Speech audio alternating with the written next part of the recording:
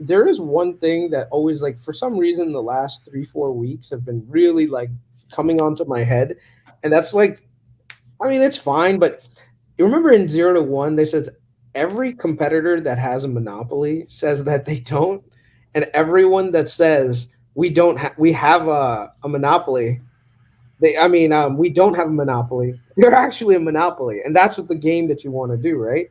So Yeah. right now, I don't see the Palantir monopoly right now, even though, I'm not saying they have monopoly, yeah, but I get your point that it kind of feels like Carp has said that quite a bit. I'm posting it live like on there. Yeah, if you build. Amit, do you have the Amazon link in the description? Okay, everyone in the chat, put if you read the book or not. Put it in the chat if you read the book. I haven't actually. Oh, it's so good, dude. I need to go. There's a Barnes and Noble like literally 10 blocks away. I think tomorrow when I wake up and go get a nice bagel, a coffee, and he's talking about Tesla right there. Wait, Dom, have you read it or no? Yeah. Okay. Yeah, I need to just go listen to it again though. It's one you can read it's one of my books that you should read once a year. Yeah. Okay, I like to hear that.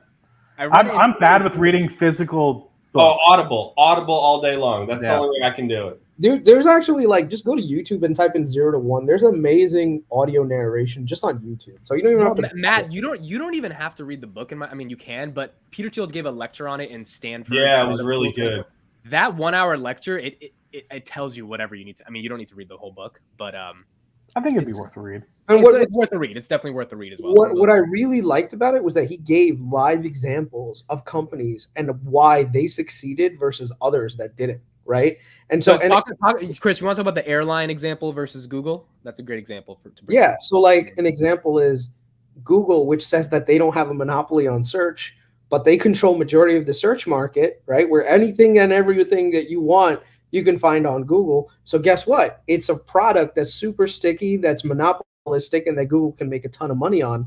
And then airlines say that, hey, we can do this, we can do that, but they're in an industry that's literally they're competing against each other, and so they compete. They don't have any margins, and so basically they tear each other's margins apart to the point where the business doesn't make sense because the risk to get those margins is way too high. So right now, and that's one of the reasons why Buffett says, like, I'll never invest in airlines because there's just too much competitive competition everywhere, right? And also there's a tremendous amount of risk. But that's the thing. If you want to buy into a business, you want to find one that's monopolistic, that can dictate pricing and dictate like how things should work, and so that they can make money, right? Versus one where you're literally competing against an entire industry, and then literally you make no money because the margins are not there. What was the MCI Health? That was good insight, Chris. What was the MCI Health deal? Like, wasn't it? I forget how much it was. I was going to write 99 million or something? I don't think they disclosed how much it actually was. Yeah. I didn't even Why is 99 million coming to? Am I thinking the Army deal like a couple months back? Yeah, you're thinking about the Army deal. Yeah, I'm like almost 90% positive they didn't disclose an actual amount, but I think they're doing it their way, and they're going after healthcare. They're going after oil and gas. They're going after supply chain, semiconductors. So it'll be really interesting to see what this conversation looks like, 24 months from now, to see if they've really captured some, because they haven't captured a market yet that other than government that's they can call their own. So it'll be really interesting to see if that happens. Let's pull up this thing over the weekend. This was a great article or concept by The Protocol, the Palantir PAC. So this is the guys from the PayPal Mafia. I'm sure you guys know them. Everyone in the chat's probably familiar with them. People who worked at PayPal and then left to start their own stuff. Obviously, Elon, Peter. We got some big ones here. Reid Hoffman, Max Levchin. These are the companies they've founded or co-founded. You've got YouTube, Yelp, SpaceX, Tesla. Then by investments, Facebook, Palantir. Pretty much the culturally defining tech companies of the past 2 decades have been created by a lot of these men. So Palantir employees apparently are leaving the company or have left over the past 4 or 5 years to start their own host of startups like Affirm, OpenSea, Anduril Industries. And it's just really interesting to see what happened at PayPal kind of happened at Palantir. What were your guys' thoughts on this? My thoughts were, in a nutshell, that they really do get the best talent in the world, which reinforced to me that stock-based comp is whatever. Because if they're getting talent that's leaving to create some of the most amazing startups, then that means they keep getting the best talent, which theoretically should help them grow, once that talent comes to fruition. I have to do a little bit of research, but I have a theory about this. And it all stems from this concept that Sham puts out and Karp puts out, that they're an artist colony, right? That they're basically like, you come to Palantir, you become a forward deployed engineer, you learn all these things, and then you help build value, right? You help solve the hardest problems in the world. But then guess what? People leave and they start their own companies.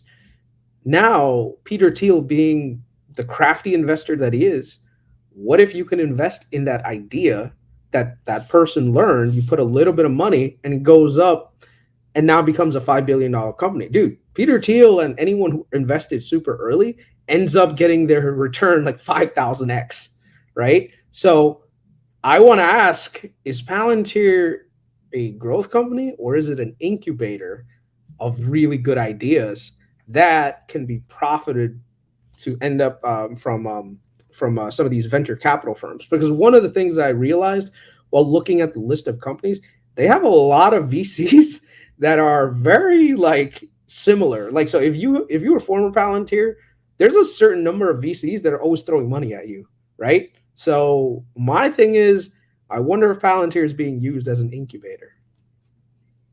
That's an interesting take. That's a very interesting take. I think it's just what Matt said. It's just a conglomerate of combination of getting the best talent and them learning the principles and learning the markets and technology, and then they have the idea, and then they're like, I'm going to go. I'm well connected. I know Karp. I know Peter Thiel. I know I can call in money if I need to. If I have a really good idea, and maybe even now, to your point, Chris, maybe before they leave, they're like, hey, I got this really good idea, but I need some validation that I'm on the right path, that this is going to, I'm thinking of things the right way, and I'm not, screwing myself up here by trying to start this new company. So, yeah. But why isn't Palantir going after some of their former employees for making these products that might be mirroring Palantir? Like, why doesn't the person who made Retool, if it's a similar thing to what Slate is doing at Palantir, and they come up with a new product and sell it, why doesn't Palantir go after them?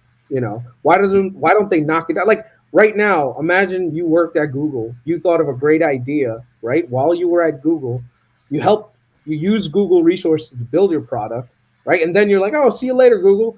I'm gonna go and create my own thing. Why wouldn't Google come after you? So like I said, my suspicion is that there's more money to be made via the VC route, where you get in early, you get in an early equity share, and then you're able to cash out after it's gone public with a 5,000% return, versus seeing Palantir go from a 17 billion to 40 billion. Like, you doubled your money. Whereas for VC, especially that's always in the VC space, right? Like if Thiel finds some young Palantir, but the difference is, when you're in the VC space, you don't get to necessarily work hand in hand in developing that founder, right? Whereas in Palantir, number one, you can screen all the people who are bullshit versus who people are the real deal, right? So that's number one.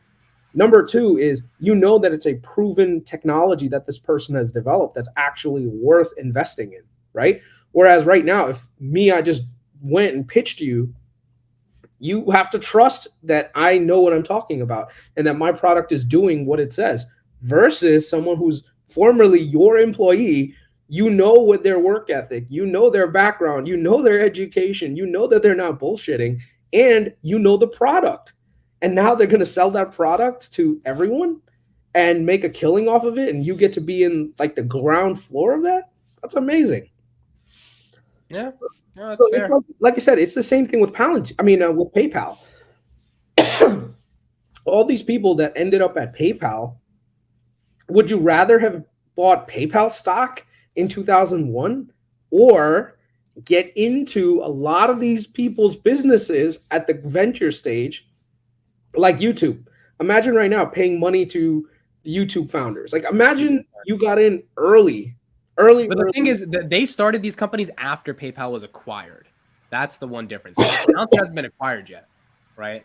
These are just people leaving Palantir randomly. I mean, I'm not doubting that Peter's getting invested in some of these great ideas. Definitely not doubting that, but I don't think that's the purpose of the company. Yeah. I think it functions as an incubator, Chris says, but not because they want to be an incubator, because they just happen to incubate, again, the smartest talent in the world. And it's hard when you have the smartest talent in the world, they're going to be trailblazers. They're going to want to do their own things because they're, exciting, ambitious people. And you got to live with that at the end of the day. All you can do is give them more stock to not chase their dreams, which is what they've been doing, right? And my point is, stock-based compensation doesn't matter unless the stock goes up. So all those smart people that got all this stock at $12 and it's at $7, they're going to be really smart, work really hard, get it to a better point, and then maybe they leave after they get some of the benefits of their SBC. But I guess eventually we see if that happens. All right. No more news in Palantir World this week. The Coach Strap, not Coach Strap, Seattle Data Guy did a really good long interview with an ex-Palantirian. The person has not worked at Palantir in the last 4 years, but he still gave really good, insightful details on some of the stuff that he was saying. My biggest takeaway from there, which I found to be a positive, was that their management, even though it doesn't seem like it, from what he was saying, is that they're agile. They're willing to reinvent themselves. Like, they've reinvented themselves over the last 17 years multiple times. Like, they're not a rigid company. And that actually is a good thing, because I think that in the tech world, you cannot be rigid. You can't just say for a prolonged period of time, this is how it is and this is how it's going to work from start to finish. Like, you need to pivot if it's necessary, right?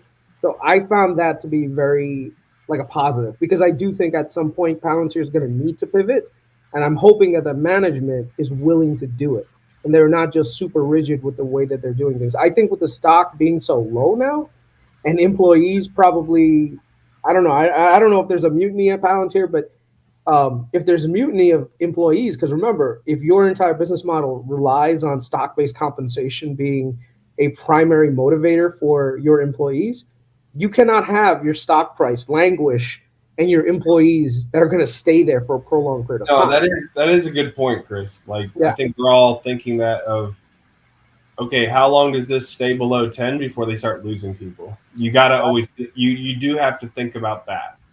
I saw some different people on LinkedIn who were engineers at Palantir for 7+ years recently announced that they're leaving the company.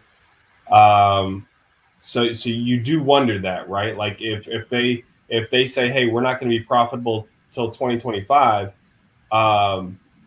some people may not want to wait that long for their stock to appreciate, or can't. But I think you hitting specifically on talking about the company reinventing itself time and time again over the past almost 2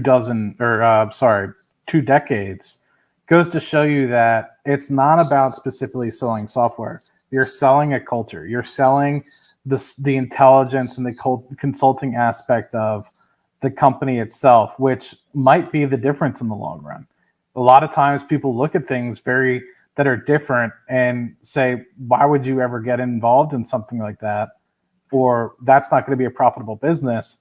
But then they end up being some of the most profitable businesses in the world. People didn't think Amazon was ever going to make any money until they turned on the drip and they did things differently. And eventually they had a long-term vision that planned out. And I think that one of the things that I acknowledge that I bought into, it wasn't the software itself, but it was the culture of the company sitting there, not just trying to sell me on a piece of software, but sitting there for hours at a time saying, what are the problems you're trying to solve? And that's where we started.